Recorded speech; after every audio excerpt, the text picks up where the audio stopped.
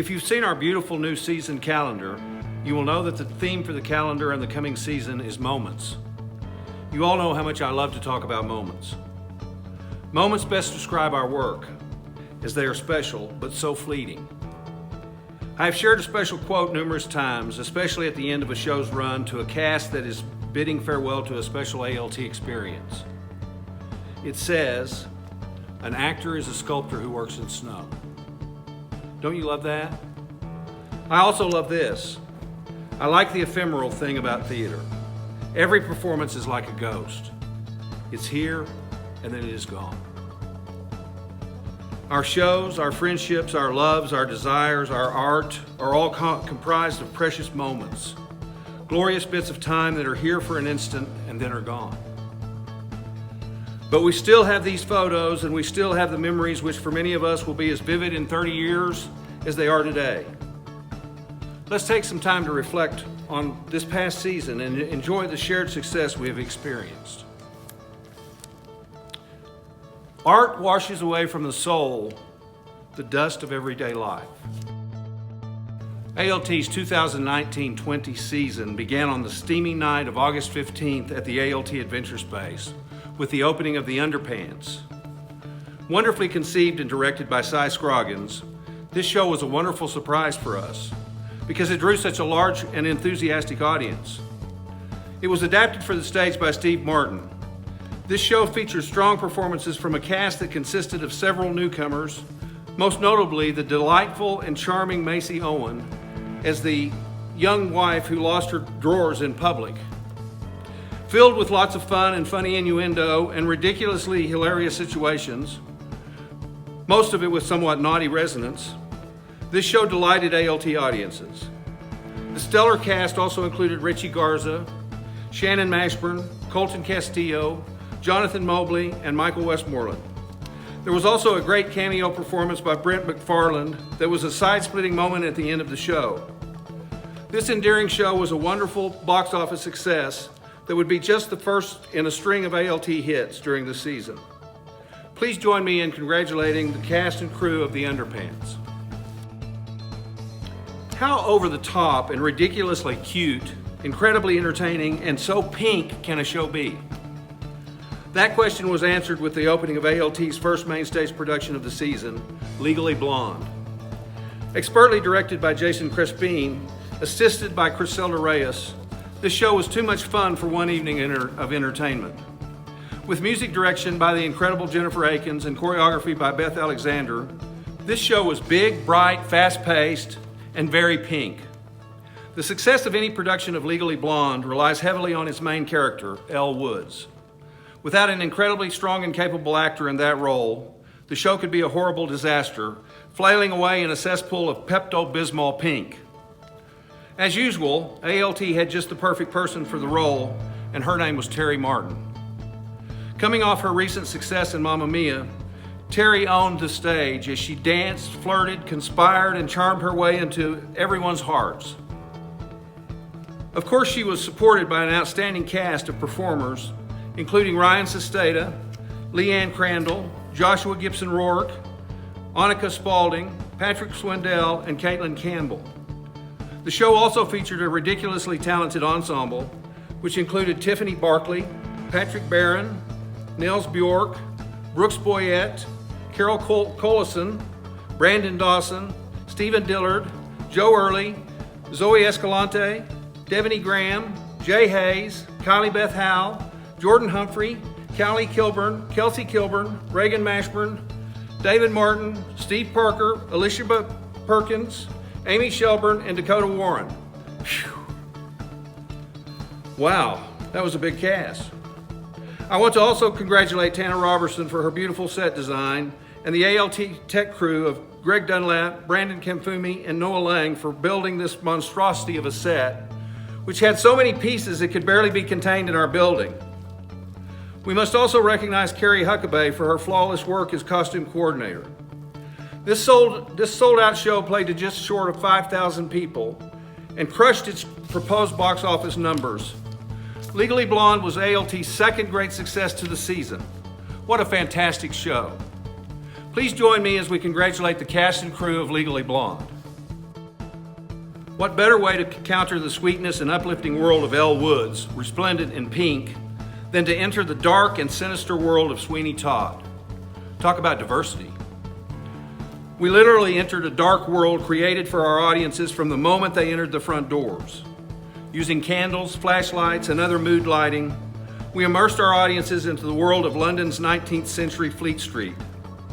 I believe my concept to bring the cast out of the pit in the dark and using flashlights on their heads created one of the most thrilling opening 5 minutes of a show that I have ever created. My entire concept for the show was more than realized in no small part to the spectacular set design of David Walsh. It certainly had to be one of the biggest and most awe-inspiring works of art in ALT history.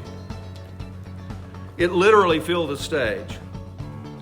The set was brought to magnificent life thanks to the absolutely beautiful light design by Tana Robertson. I told Tana that I wanted lots of shadow as well as light coming from many different angles. I also asked Tana to use no color at all, a technique I had never used before. It was perfect. Sweeney Todd was perhaps one of the most difficult and challenging shows in existence.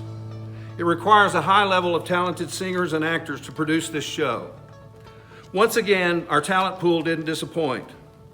Our production showcased magnificent performances by Jacob Miller as Sweeney Todd and Kristen Lloyd as Mrs. Lovett. These two created some truly unforgettable moments on our stage. Jacob and Kristen were not alone in creating sublime performances. Fantastic characters were created by Ethan Worsham as Anthony, Anna Bond as Joanna, Michael Newman as Judge Turpin, Caden Burns as the Beetle, Mitchell Hernandez as Pirelli, and Callie Kilburn as the Beggar Woman. I want to pay special recognition to Trey Butcher for the most spellbinding performance of Tobias I have ever witnessed. It was simply spectacular. The ensemble for this show featured many of our finest vocalists and performers, including Alexis Bodkin, Grayson Darrington, Dennis Dewar, Jason Driver, Sarah Dunn, Bradley Hurt, Justin Lowe, Abigail Martin, Jonathan Mobley, Amber Morgan, Sean Pritchard, and Larry Joe Starkey. Sweeney Todd is considered by some to be an opera. Thus, it requires superior music direction and teaching. Someone kind of like the amazing Jennifer Akins. What a fantastic job she did. I also want to thank Michelle Roberts for being a fantastic assistant for this show, and a special shout out to the fabulous backstage crew for Sweeney Todd, including the amazing Jamie Humphrey, who was my production assistant. Truly, Jamie saved my life on this show with her flawless organization and leadership during the final rehearsals and performances. I also wish to congratulate and thank Laura Worsham for her fantastic work as costumer for the show. Sweeney Todd was a personal triumph for me and an artistic high point for ALT. It will be a show that will always reside in my heart and soul. Please show your appreciation to the cast and crew of Sweeney Todd. So, I was a busy boy in the fall. I went straight out of Sweeney Todd to another one of my favorite scripts of the season. That show was Sweat. Sweat opened on November 14th at the ALT Adventure Space. I was told that trying to produce this show was too big of a risk for ALT, as it required a diverse cast. As usual, the just right people showed up at auditions. Not only were they ethnically correct for the show, they were seriously good actors. I mean, really good. I was very excited to direct this Pulitzer Prize-winning show, and my excitement level increased after the first couple of rehearsals. This cast could cook. The show focused on the intertwined and difficult lives and relationships of a group of union workers who spent a lot of their free time at the local bar. Loyalty and trust issues, as well as the potential for major layoffs at the factory, consumed the characters and made the bar a ticking time bomb. The cast included newcomers and relative newcomers, Kissy Cummings, Brandon Dawson, Kyle Gibson, and Derek McDaniel, plus ALT veterans Patrick Burns, Melanie Sanders, Brandon Graves, Susie Odierno, and Dom Hernandez. Their chemistry was strong. Tragically, Susie's mother died after the show's first weekend, and she had to leave the cast. Fortunately, my assistant for this show was Kim Schreffler. Of course, Kim was familiar with the show as she had been present for all of the rehearsals and performances, So with just a few days of prep time, Kim stepped into the role and was great. Kim did a fantastic job, and the show never lost a step. Each night as this thrilling drama began to pull the audience in, it became more and more apparent that something bad was going to happen. Well, it did. Near the end of the show, tensions were high, and the fight breaks out in the bar that goes terribly wrong. In what was probably the most intense and powerful fight scene ever staged at ALT, the audience collectively held its breath until the tragic final moment. The fight scene was handily choreographed by Stephen Crandall. Truly, the tension in the room was palpable, and the audience was spellbound until the final devastating blow. It was certainly a moment in time that would rock everyone's world. I think everyone will agree that Patrick Byrne's entrance into the final scene was difficult to watch and very, very moving. Patrick brilliantly underplayed the scene and created one of the most wonderful moments of the season. Great job, Patrick. I loved Sweat the minute I read it, and the production didn't let me down. It was a fine, fine work of theater art. Please congratulate the cast and crew of Sweat for their great work. You want to know one of the things that I really love? It's when a show succeeds much better than I believe is possible. That was the case with ALT's production of Ken Ludwig's Baskerville, which opened at the ALT main stage on January 16th of 2020. The success of a farce such as this depends entirely on perfect comic timing, strong characterizations, and a complete disregard or fear of failure. And it takes a director that knows how to handle a show like this. Thanks to the extraordinary direction of Callie Heisig, this production was spectacular. In fact, it was perhaps the most popular show of the season. It is amazing how many people praise this show, and they're still stopping me at various times to tell me how much they loved Baskerville. The ensemble of Baskerville featured Zeke Lewis, Brandon Dawson, Brooks Boyette, Jeffrey Pickens, and Carol Leamer. These 5 actors had full command of the show, and they not only cashed in on all of the huge and easy laughs in the show, they squeezed laughs out of nowhere and moments that seemed impossible. Our backstage crew for this show was amazing as they helped cast members with quick changes that seemed impossible to believe. We also would like to thank Laura Borsham as assistant to the director and Brandon Leal for his work as costume coordinator. I'm telling you, this show was very, very good. Honestly, it is probably good the run ended when it did, because there's no telling how over the top the show might have gone. I expected Baskerville to manage maybe 60% if we were lucky. Once again, proving how wrong I can be. It sold 85% and exceeded our budget by $6,000. Please congratulate the cast and crew and director of Baskerville for creating a wonderful production. As we grow more older, we're supposed to be more self-aware. We should know our limitations and not try to do things at which we will most probably fail. Such was the case for me in Rock of Ages. When the ALT staff contemplated show choices for the current season, most of the staff seemed ecstatic at the thought of producing the jukebox musical Rock of Ages. I had not seen the Broadway production or the movie, and to say I was unimpressed with the script is quite an understatement. By the way, I had a great joke here, but thought better of it. Oh well. I just couldn't see it working. Fortunately, we had the ever-young Jason Crespin, who loves the show, by the way, and was ready, willing, and able to take this show for all it's worth. I have to tell you that I was amazed at the turnout for auditions, which brought many new and amazing talented performers to our stage. And guess what? They all loved the show too.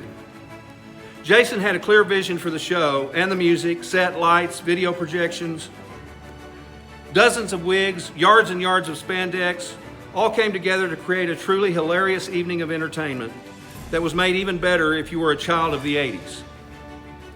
While I still maintain that the script for Rock of Ages is among the worst I have ever read, it didn't seem to matter at all to our audiences. Jason was able to bring in experts in many areas to help create his vision for the show.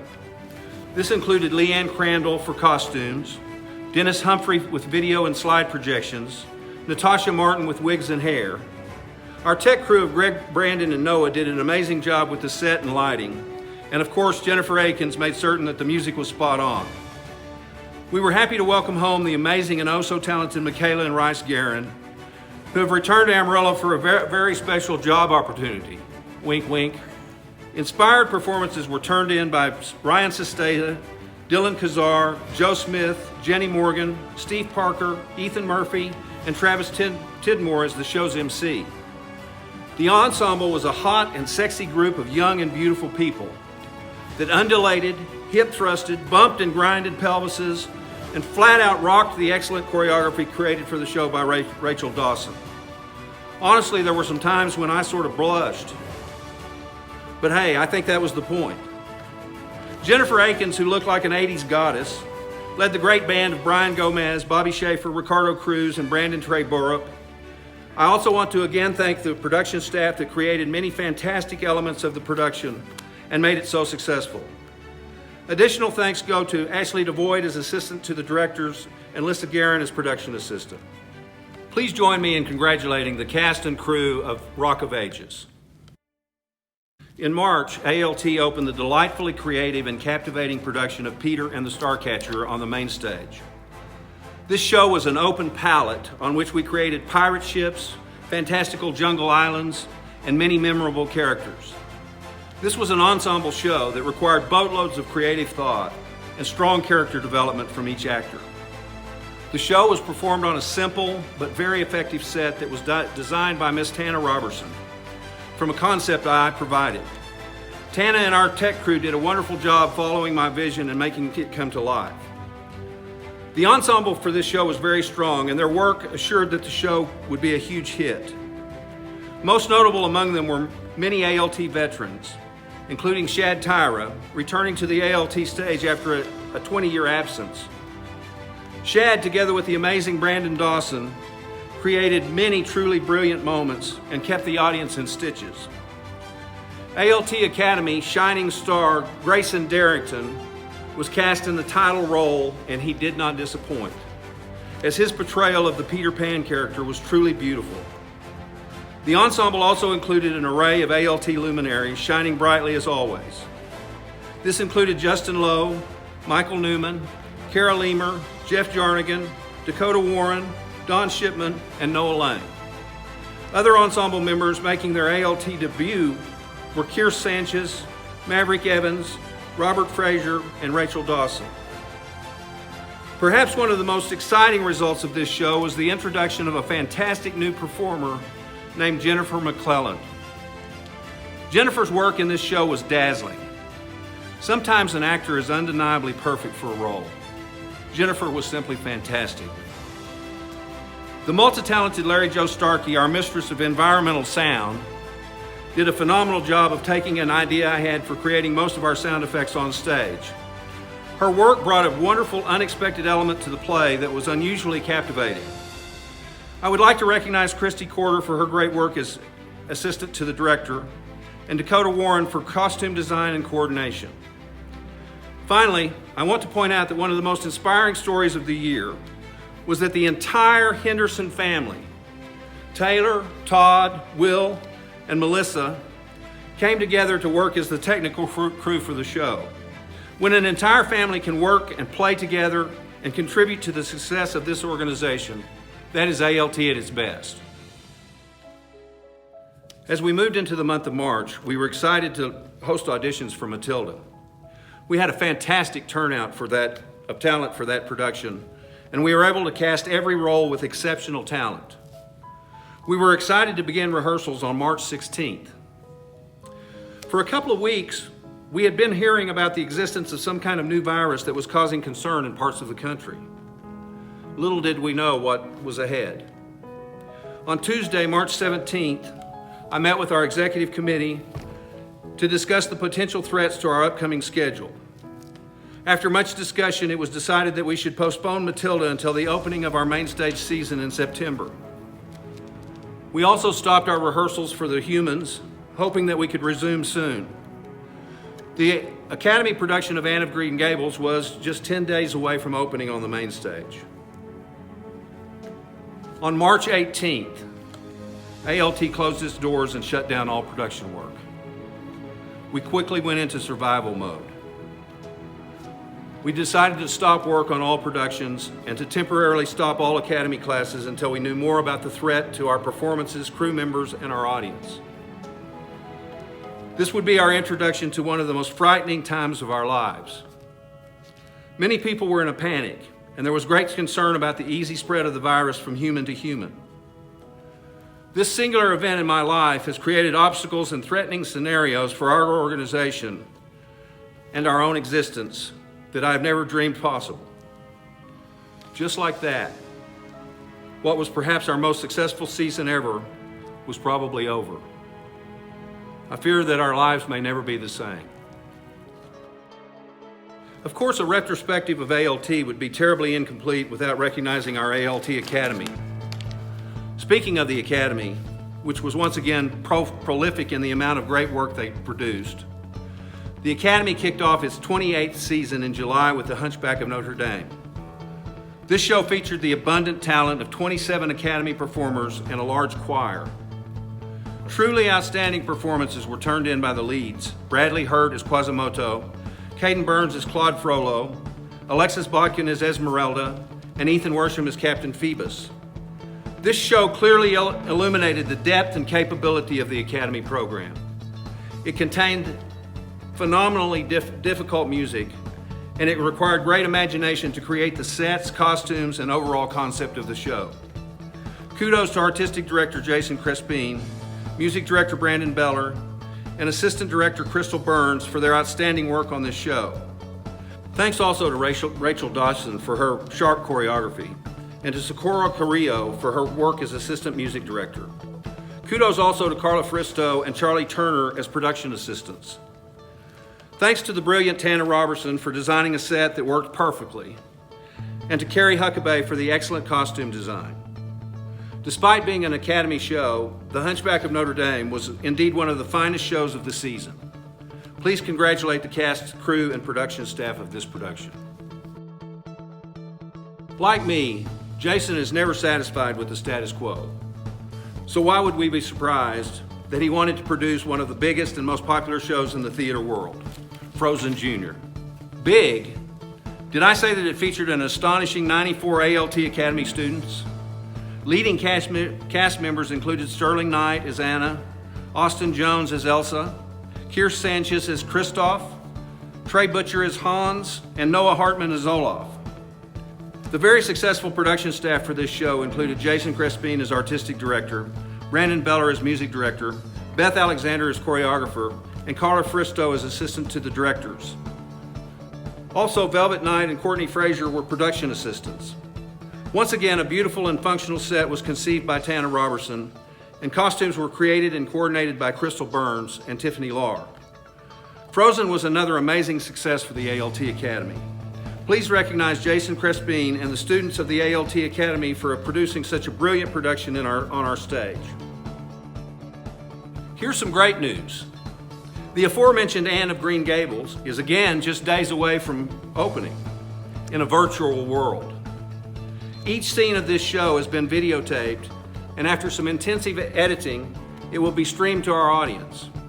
This is a new and exciting project, and I think it shows the resilience of ALT and the Academy. The show features a cast of 56 students. Leading actors include Ashlyn Baum as Anne, Caden Burns, Emily McCauley, Trey Butcher, and Chloe Spellman. Congratulations to Director Jason Crespin, Assistant Director Michaela Guerin, and Production Assistant Criselda Reyes. Costumes were coordinated by Crystal Burns. By the way, have you noticed how many times her name has been mentioned? And a very special thanks to Richard Wilcox for his professional video work. Since the beginning of the shutdown, ALT and the ALT staff, particularly Jason, has undertaken a number of projects designed to keep our theater present on the minds of our patrons and volunteers, and to keep our organization moving forward. Some of these projects include the Alternative Places concerts, the videotaping of Anne of Green Gables, the production of The Show Must Go Online, produced by the Senior Company, as ALT's first digital musical. We have also enjoyed the streaming master classes featuring current Broadway artists working with our students online. Though these things are great, nothing substitutes for the live aspect of our work. We are social people. We like to hug and be together. We are certainly hoping that we will get to be together soon and do what we do best. The Academy continues to thrive and is undoubtedly one of the finest youth programs in the country. They were once again recognized for excellence by the National Youth Awards. It is also gratifying to see how many of our students are being accepted into distinguished universities and art programs. The future is bright. I believe that the hiring of Michaela Guerin, who will be our Assistant Academy Director for the coming year, before becoming our real Academy Director in the 2021-22 season, promises to propel the Academy forward in many ways, as she will bring new ideas, thoughts, and training to our program. Just as I'm sure that Jason will infuse new creative thought to ALT as Managing Artistic Director, I'm certain that Michaela will do the same for the Academy. Before I close, I want to take a moment to make sure some very important people are adequately thanked. The ALT staff has weathered this storm with resolve and patience and care. I'm honored to work with each and every one of them. The tech staff does amazing work building the sets that make our show so visually striking and structurally safe.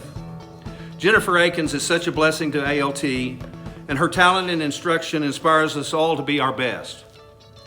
David Walsh and Tana Robertson bring great creative style and excellence to many of our sets. George Cummings shares his expertise and sweat equity that guides us through many obstacles from show to show. I am so proud of ALT and our Board of Directors for their resolve to keep the staff employed through this crisis. That is huge, and we are very grateful. That is made possible due to the financial strength of this organization. But more than that, we asked for help as our cash flow was becoming critical, and a number of our patrons answered the call with donations in excess of $80,000. We also received a PPP loan from the government in the amount of $86,000. The money is specifically intended to keep our employees on the job, and it is like a gift from above. Despite the adversity, the difficult decisions, the creative work to keep our art and our organization thriving, ALT has survived. Don't get me wrong. I know that many other organizations have faced comparable challenges, but I can't believe that any organization on the planet has survived this crisis any better than we have at ALT. I am proud. So there it is, a retrospective of this very unusual season. It has been trying, difficult, scary, but also very inspirational. I hope you have enjoyed this retrospective and are proud of the work we have all done during the season. Here's hoping we can soon put away the masks, dispense with social distancing, and greet each other with a hug. But most of all, I hope and pray that we can get back to producing beautiful and inspiring theater productions. Congratulations to all of us for a job well done.